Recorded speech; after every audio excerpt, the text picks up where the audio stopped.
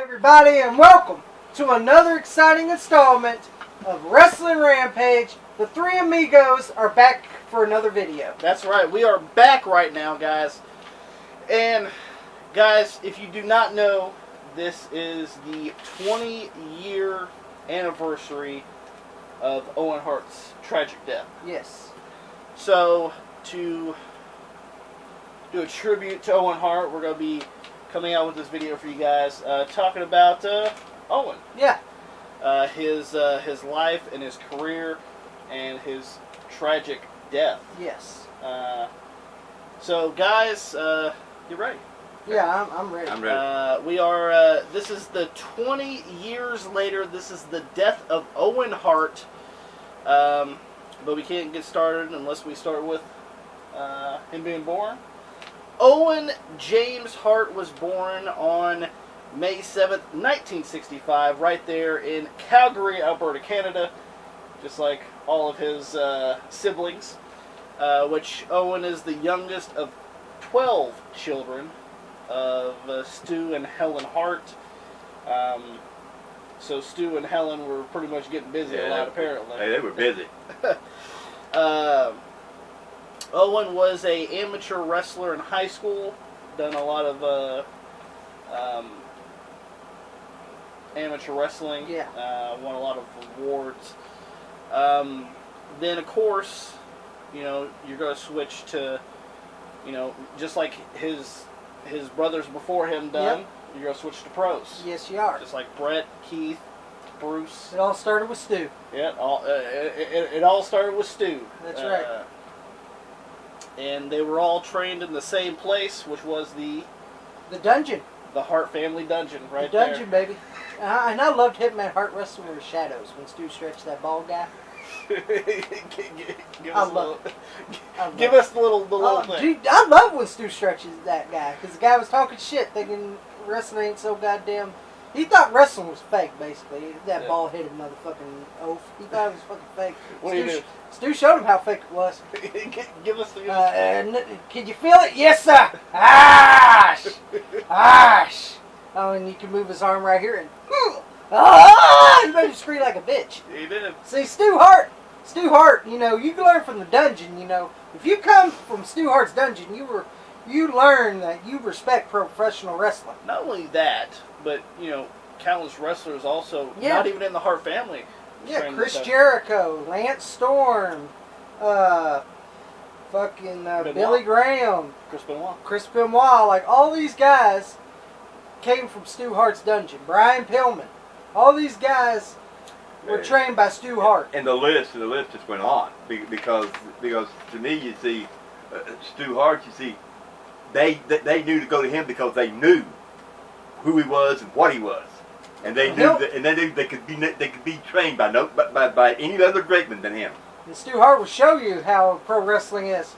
Yes. Well, no stranger to that. Of course, he makes his debut in Stampede Wrestling in 1983.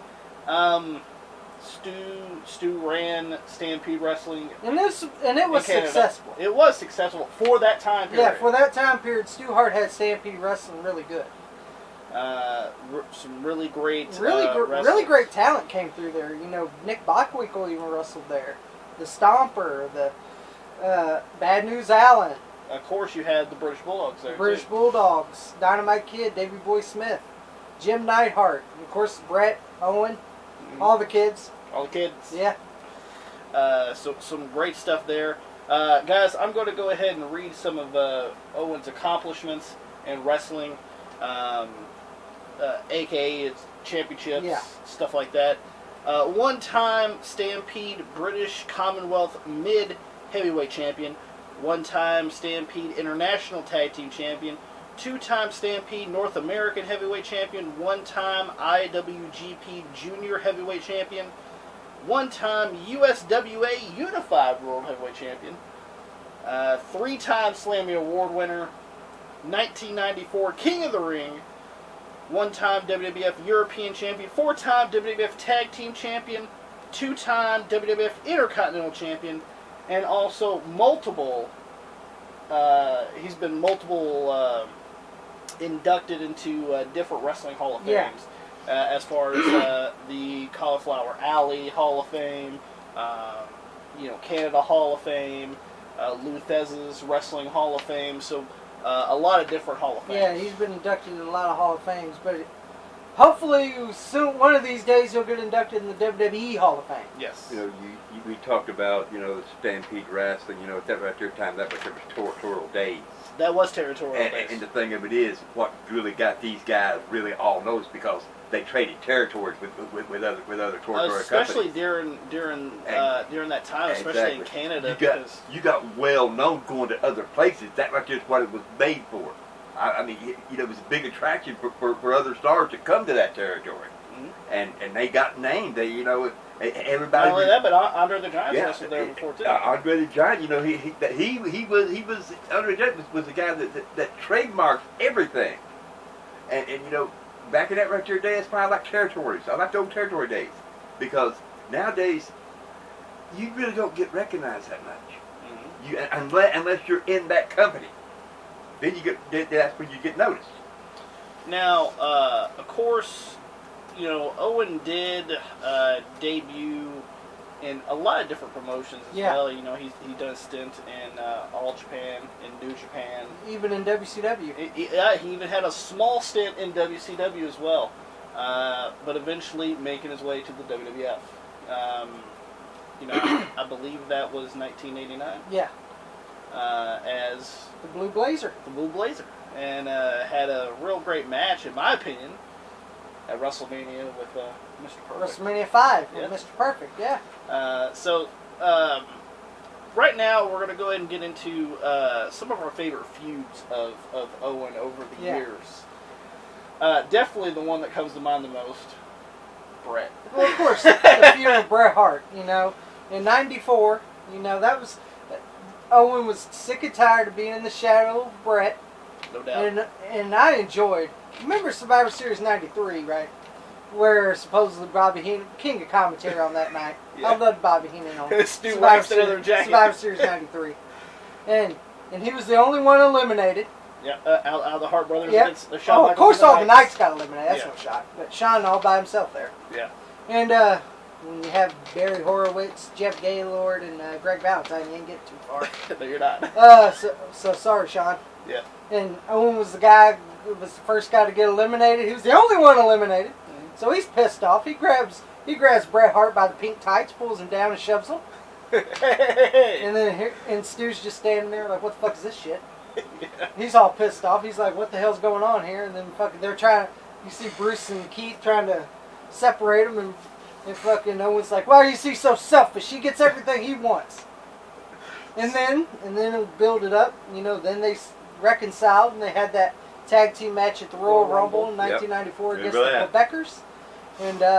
And Owen kicked Bret's leg out his leg. Yeah, sure did. The classic line, I kicked your leg out your leg. And he goes, you're too damn selfish, Bret. You could have tagged me. All you had to do was tag me. And then... They want to fight? And then he wanted a match at WrestleMania 10. On the WWF Superstars where he goes, come on, Bret, it's me and you. One Step on up one. to the plate. And I enjoyed the promos by Owen. Yes. How he felt like Bret Hart got everything handed to him. And Owen didn't get nothing. It was just like he do that mic and he's great at it. He said, just because you're older, Bret, don't mean you're better. And he got tired of fucking being in Bret's shadow. And then they had a great match. Probably the best first match out of WrestleMania of all time, in my opinion. WrestleMania 10. Yeah. And it was Owen and Bret. That was a great match. Fantastic And then it built it up to SummerSlam 94, the Great Steel Cage match, which should have been the main event. Yeah. If it was me. Yeah. Sorry, Undertaker and Underfaker, I didn't enjoy. Yeah. It should have been Owen and Bret main eventing that show. No doubt. And they put on a really great steel cage match. And I really enjoyed his feud with Bret Hart. That's probably my favorite feud. Like if you go back and you watch 94, that's one of the saving graces of 94. I'm going to tell you right now, 94 was the shits. It was. And Bret and Owen was the saving grace. It was the saving grace of 94. Yes. In that time. No doubt. But what I like it is that Bret would tell him, I'll never wrestle you. And Owen just slapped him. Just double slapped him in his face. and it was that right there, was just something. I mean, you could just, your eyes bugged out because my God, it's brother against brother. He slapped the taste out of Bret's mouth. No doubt. Little scene from the King, Jerry Lawler. Some of your other favorite Owen feuds. Well, I know this ain't a feud, but I enjoyed him with Austin. Austin? In '97. Well, they did have somewhat. Yeah, I enjoyed that feud in '97. Mm-hmm. How fucking Stone Cold goes, Owen is the ass of the WWF right now. Yes. And all this. And I enjoyed the feud. Mm-hmm. I thought Owen and Austin was pretty good, meshed pretty good well with each other. Agreed.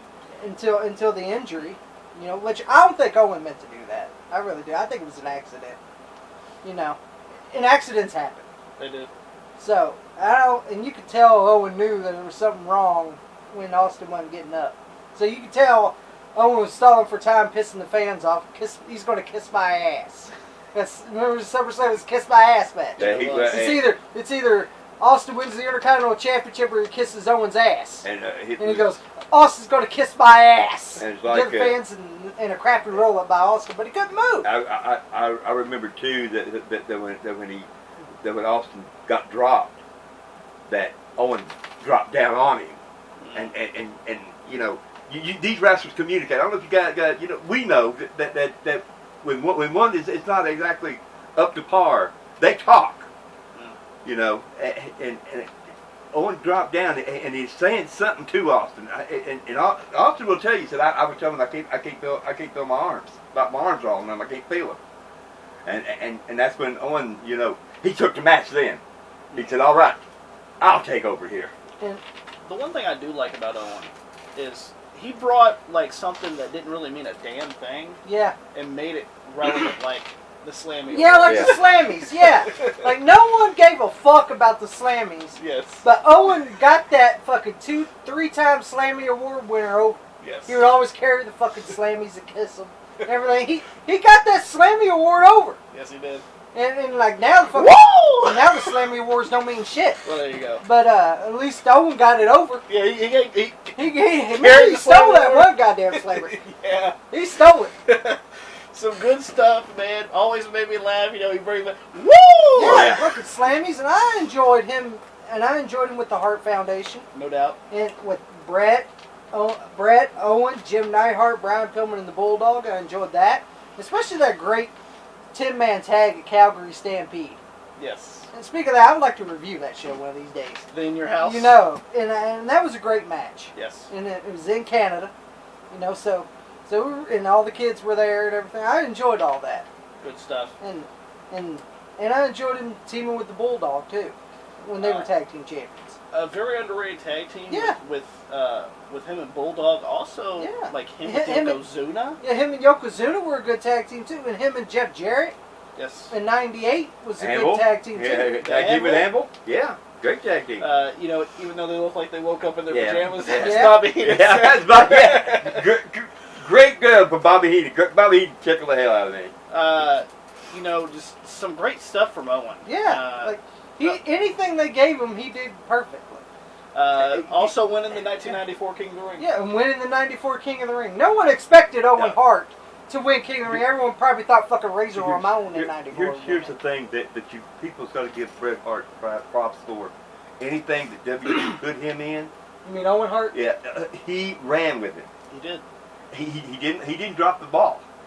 He ran with it. It didn't matter what damn kind of predicament they put him in. He ran with that fucking ball. Just like you guys mentioned. The fucking lousy ass Slammy Award. Now he's the only person I ever seen ever get that fucking shit over. Mm-hmm. Ever. And in King of the Ring '94, everyone thought he wasn't gonna win the King of the Ring tournament. You were thinking. Ask Art Donovan. He ruined it. He didn't think Owen was gonna win. Who was that? Tax Man. and I'm glad Owen Hart won that King of the Ring. It really made him the King of Hearts right there. Yeah, which is what he came out to. That's right. To be the King of Hearts, baby. The only thing I didn't really like about Owen was the last final, time with him being with the Nation. Oh yeah. That's the only time. That's the only time I was like, why the hell does Owen Hart need to be in the Nation? Owen Hart didn't need nobody. Owen Hart was Owen Hart. And I enjoyed him in fucking '97 when he was the Black Heart. Yeah. I enjoy that more than the Nation. Oh yeah. I was like, can we get the Black Heart Owen Hart? You know, I enjoyed that. It was like to me when he was in the Nation. He was fucking psychopath. That they was smothering him. You know, because they didn't give him a time to shine in that little. But I could see why. I could see why they put Owen with the Nation because he was the veteran. All them guys were young guys. Mark Henry was a young guy. D'Lo Brown was a young guy. The Rock was a young guy. So they needed a veteran to be in there. Yeah, because Farouk wasn't with them anymore. Farouk wasn't there no more, and they needed a veteran. So I could understand why they put him in the Nation. Because they needed someone to teach these young guys like D'Lo Brown and Mark Henry and Kama Mustafa well, Kama was still was still a little young at this time still, but in The Rock. Who else? What's to put him with? There was nobody else. Bret went to WCW. Yep. Bulldog went to WCW. Yep. Jim Neidhart went to WCW. The only Hart that stayed was Owen. Yes. I guess he was loyal to the WWF. Had to be, I guess. Yeah. I think I think Owen Hart seen himself as a WWF guy. Which I did. Yeah, I don't think he wanted to go anywhere else. Let's be honest. The worst decision Bret ever made for his career was going with WCW. Well, so did Neidhart and Bulldog. And so did Neidhart and Bulldog, as Bulldog got his back fucked up on that fucking door at Paul Brawl. The trap door with the shitty Ultimate Warrior. Which ruined Bulldog's career after that. And Neidhart, he didn't do nothing in WCW, really. No. So, right then and there showed that there was no fucking... good thing that came out of WCW for that portion. But at the time that we're about to get to, Owen started to go back to the blue blazer gimmick. Yeah, the blue blazer. That was his. To me, that right there was his alter ego person. Yeah, they were showing that. It wasn't him. You know, like somebody be in the ring in the get up and he walk. He'll walk out, stuff like that. But this leads to the night in question. Yeah, and I'm gonna be honest. I don't know why they fucking made Owen Hart the Blue Blazer in this fucking time. I heard just because he didn't want to have a relationship with Deborah. They wanted Jarrett and Owen to feud over Deborah. And he goes, well, my kids watch this show. I don't want to do that. But that's fine. But you didn't have to put him in no blue blazer. This ain't 1989. No doubt. But he was I understand how he felt. He felt like, well, my kids see this right here, it could really cause problems with them. Because they were young kids, they don't believe it. They would say, what's this right here, I can understand how I felt, but I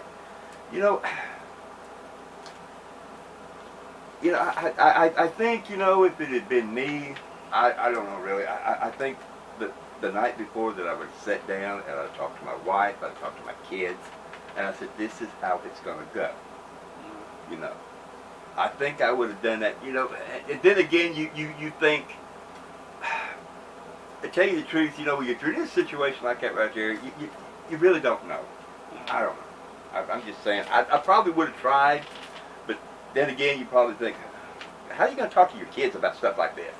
They're not business qualified. They don't know what's going on in the WWE. They don't know what kind of roles you play.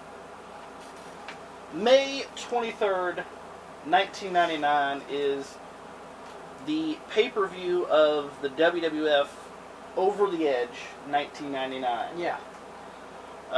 And we're in Kansas City, Missouri, in Kemper Arena. Yep. And it's supposed to be the Blue Blazer versus the Godfather for the WWF Intercontinental Championship.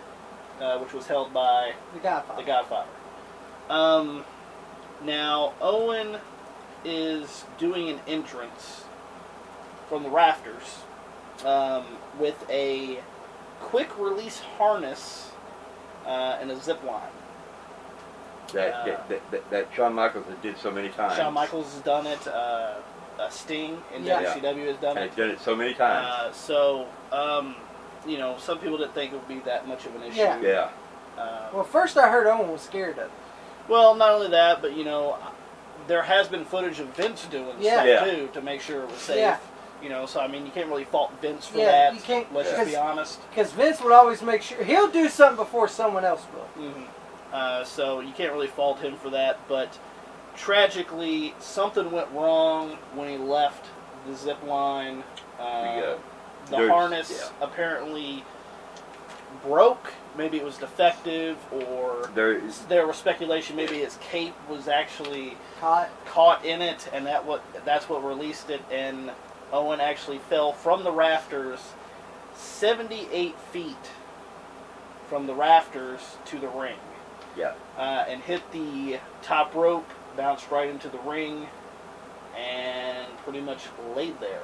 Yeah. Because, I mean, you fell 78 feet. You know, they turned the cameras to the audience.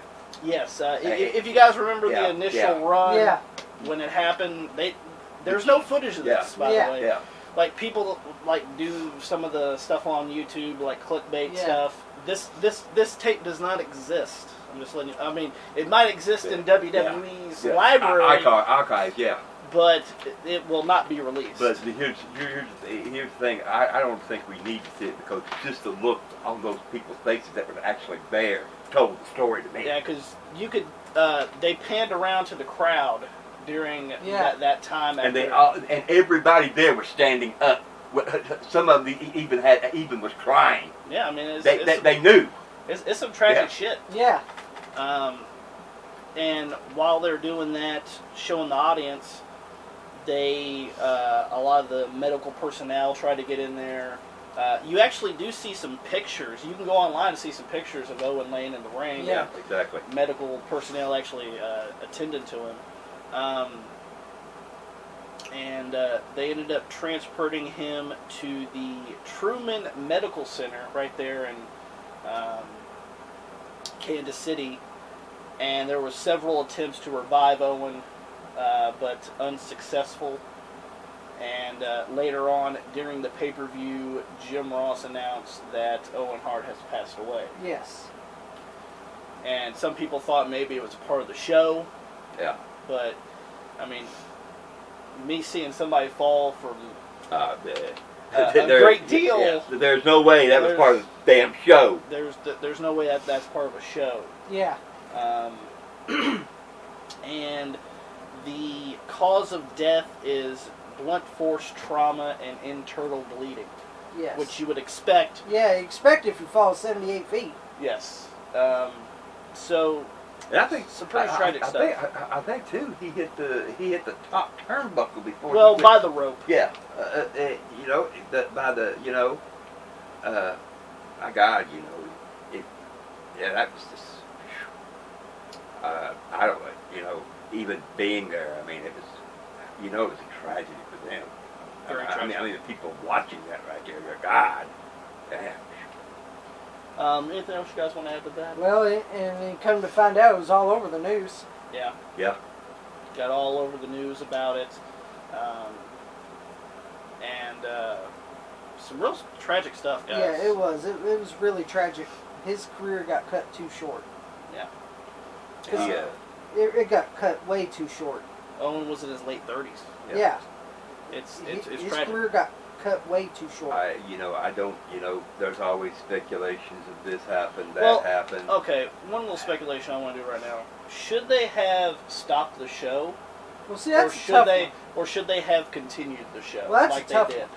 That's a tough one. Yeah. They are on pay-per-view. Yeah. They are on pay-per-view. They would have to give refunds to the people that's at the show. And they have to give refunds to the people that ordered the pay-per-view. Mm-hmm. So it's kind of a tough call on either stop the show or continue with the show. Come on, all these guys didn't know what the hell to do.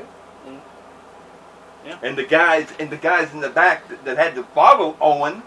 I mean, there was a friend in the fucking ring that died in that fucking ring, and they was like. And they're trying to work. Yeah, and you know, damn, I'm next out there. After Owen died, what the fuck am I doing? You know, you can't imagine the fucking emotion they had. it out. Ah, Jesus, I don't know. I'm just saying, for myself. I don't think that I could have gotten that ring right there. I mean, I'm just saying. But guys, we will be right back because we want to make sure that we get this video as much attention as we possibly can. So we'll be right back as we do part 2 of this video. But you guys, this is going to be edited together, so you guys will see this. But we'll be right back, and we'll go and get started. Hello, everybody, and welcome back to part 2 of the Owen Hart, 20 years later, the Owen Hart story. Yeah. The Owen Hart tragedy. That's something. Yes. It's something. But anyway, here we are. I don't know. I was just saying something. He was just waiting for me to come back.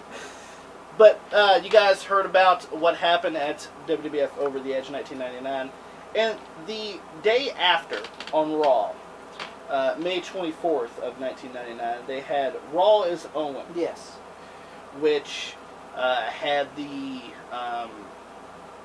entire locker room out there, with the exception of Undertaker and Kane, because they were trying to keep it kayfabe at the time.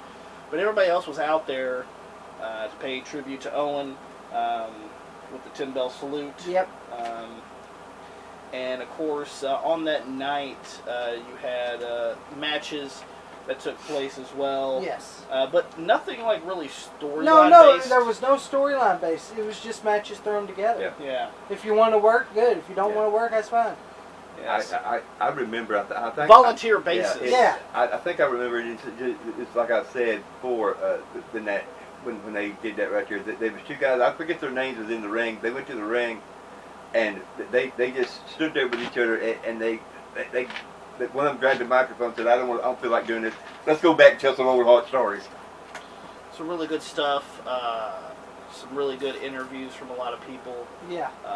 Edge. Jeff Jarrett. Yes. Jeff Jarrett was very emotional. Yeah, because he was teaming with him. Yeah, Jeff was teaming with him at the time. They were former WWF Tag Team Champions. Very good friends. And they were a good tag team. Great tag team. Some different stories as well from Stone Cold. Yep, he even toasted to Owen Hart. So some, very emotional. It was a very emotional night. Yeah. Especially from something that was very tragic. Yeah. The night before. And a very high-rated episode. That was probably one of the highest-rated Raws at that time. Since we all know the kayfabe's dead now. These wrestlers all know each other. They know each other's family. It's a business. Is what it is now. Yeah. That's all it is. Just a business now. Mm-hmm. And even back back into people don't realize even back in the day, the wrestlers were friends. Mm-hmm.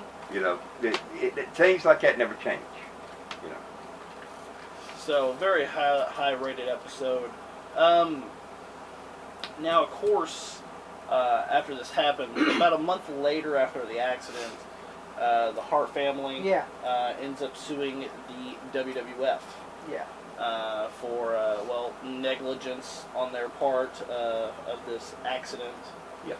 And rather it would be the quick release being defective, or maybe his cape got caught in it, or the grapple zip line was faulty. On how dangerous and poor planned this thing was. Now, he had attempted to do this before. Yeah. Which I think was on, Heat, I believe. Yeah. But, things doesn't always happen. Yeah. The way that it should. And,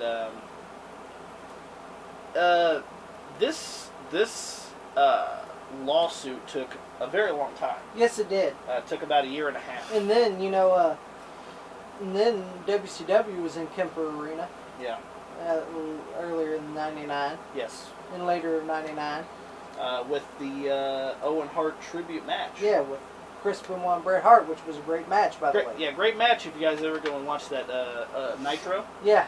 '99. Yeah, Benoit versus Bret Hart at Kemper Arena. Yeah. where Benoit came out with the Owen shirt. Yep. Yep. So, some really good stuff there. But, you know, real tragic stuff. Yes, it was. And you can't imagine, you know, Owen had a wife. He had 2 young children. Could be very hard. Yes, it can. And a settlement was reached at this time in November of 2000. Yeah. Where the Hart family got paid $18 million from the WWF for their part in Owen's death. Yeah. Which substantial amount of money, life-changing money, but you can never bring back a person. Money ain't gonna bring back Owen Hart. Yes. You know, to me, it doesn't matter how much money you get, you know, of anything of it. He'll never bring back a father. He'll never bring back a son. He'll never bring back a mother. You know, you know,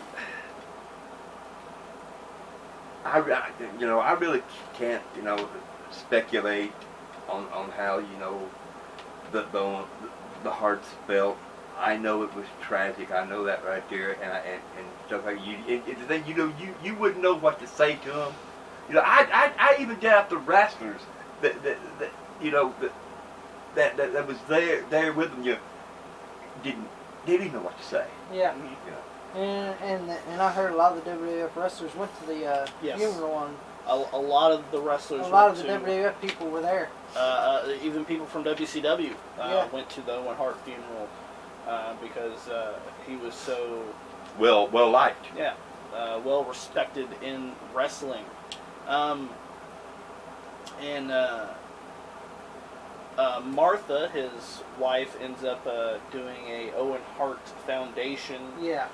With a few of the $1 million that she got from the settlement, which was a good thing, going to charity.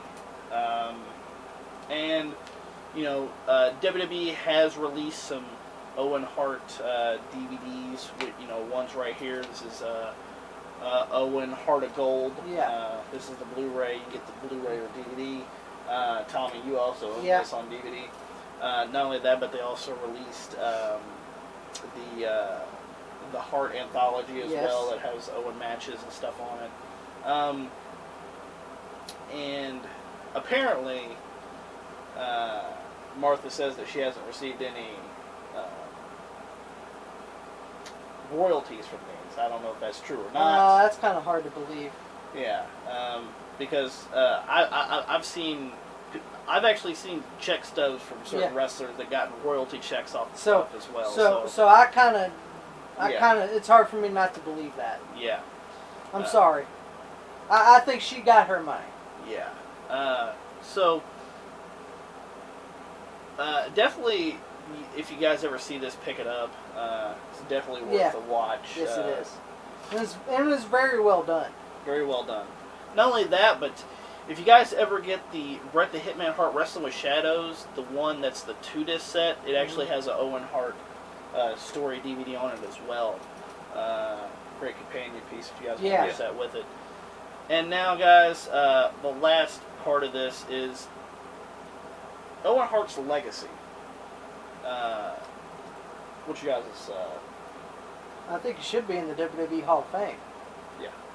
Now, there's been speculation that maybe Martha does not want Owen in the WWE Hall of Fame. Here's the thing. But she has accepted for him to be in multiple other Hall of Fame. Yeah, here's the thing. It's been 20 years. It has been 20 years? It has been 20 years. It has been 20 years. I know wounds don't heal, but it's been 20 years. Fans loved Owen Hart too. Give the fans what they want. Mm-hmm. He needs to take his rightful place. He needs to take his rightful place in the WWE Hall of Fame. Mm-hmm. I know wounds won't heal, but you got to give the fans what they want too. Tragic. You know the fan. I know you loved Owen Hart. I know his family loved Owen Hart, but the fans loved Owen Hart as well. So you got to give the fans what they want also, in my opinion. Yeah.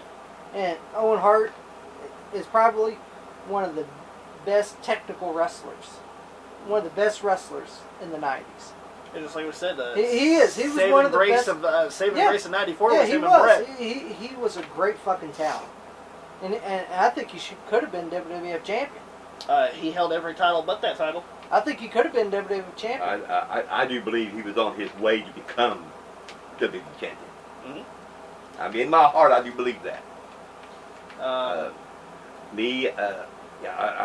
don't, it's been 20 years. I understand, you dig things up, you hurt. I understand that. You understand that, this is the company that did kill her husband. Yeah. Rather it was accidental or not. Which, it was an accident. You don't think you don't kill people on purpose. Yeah, it was completely on accident. And I understand you want to hold a grudge, but it's time. To me, it's time to let him shine. It's time for WWE to show who he really was, what he really was. A great wrestler, a great father, a great husband. Let WWE show let WWE show other people that didn't know the man, but except just seeing him in the ring. We follow all kinds of wrestlers. We try to get to know them as best we can. I am sorry that I never met Owen Hart. But we watch. You guys dig up everything on him. So other ways, in a kind of way, we do know him. So I understand that it hurts, but it's time. Maybe this right here will be a time to mend the wounds. Well, I mean, you guys did hear Mark Henry's speech when he was inducted in the Hall of Fame. He even said it's time. He said it's time. Only time will actually tell. Yeah. If Owen Hart will ever get in the Hall of Fame. Yes. It'd be a great addition. Great thing for him to. I will say this right here. If he does not get in the Hall of Fame, I would consider that tragic. It was tragic. And it has been tragic for a long time. And definitely WWE Hall of Fame worthy. Held every championship in that company except for the WWF Championship, which I think maybe he should have beat Bret at least one time. Yeah. Or hell, he couldn't even beat Shawn. Yeah, well, we know how Shawn was. Well, of course, he was a prick. Yeah. He wouldn't even let Bulldog win either. No.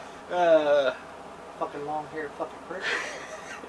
But definitely his legacy is as being a ribber. Some funny ass ribs. Oh yeah. Over the years, even pretended to be Stu. That's right. Some great stuff. Yeah. Which you guys could always look at those on YouTube. Great ribs by Owen Hart. And overall, a genuinely nice guy. Yeah, you could tell he loved what he did. Mm-hmm. He loved cracking jokes. He loved wrestling. Mm-hmm. And he loved his family. You could tell that. Yeah. So, definitely overall Hall of Fame worthy wrestler. You can't say enough good things about him. And his work performance is second to none. Yeah. So, it's like I said before, just a while ago, if he doesn't get in, I call that tragic. So, anything else you guys want to add to this video? That's about it. I hope she does. Just let him in. Mm-hmm. Just believe and let him in. Let the healing go. And one last thing is, it's been 20 years, but still condolences out to Martha and our Owen's condolences children. to the Hart family still. Yes. And rest in peace, Owen. Yeah. And we hope that you guys enjoyed this video. This is 20 years later, the death of Owen Hart. Hope that you guys enjoyed the video. If you guys did, give us a thumbs up. Don't forget to share it all over social media. Like us on Facebook, facebook.com/WrestlingRampage2. Follow us on Twitter @WrestleRampage. And guys, let us know in the comments down below, some of your favorite Owen feuds, favorite Owen matches, favorite memories. Anything of Owen Hart. Your favorite matches, your favorite memories. Anything. Favorite feud? You tell us, do you think he deserves to go to the Fame? I know he deserves to go. So if you guys enjoyed it, make sure you do all that. And don't forget to hit that subscribe button for more great videos coming to you each and every day right here from one of the best damn wrestling YouTube channels going today, Wrestling Rampage. Tommy, take it away. If you don't subscribe right here to Wrestling Rampage, then I guess you just don't know wrestling.